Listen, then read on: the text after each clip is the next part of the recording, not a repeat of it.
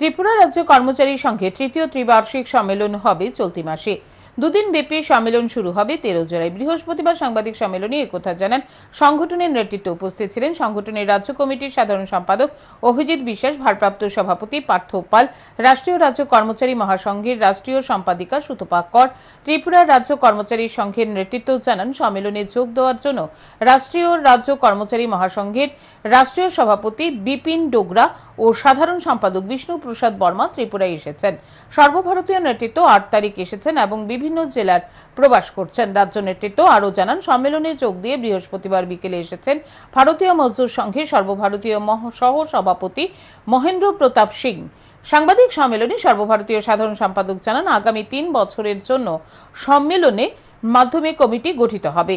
এই কমিটি কর্মচারীদের কল্যাণে কাজ করবে। কর্মচারীদের বিভিন্ন সমস্যার দাবি সরকারের কাছে তুলে ধরবেন নতুন কমিটি। তিনি জানান সংগঠনের নিয়ম নীতি যারা মেনে না চলবে তাদের বিরুদ্ধে সংগঠনের নিয়ম মতো ব্যবস্থা নেওয়া হবে।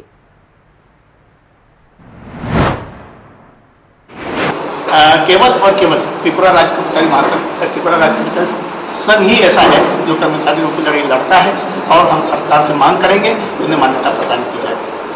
उसका एक प्रस्ताव भी हम इस सम्मेलन में प्रस्ताव पास करेंगे और सरकार को देंगे।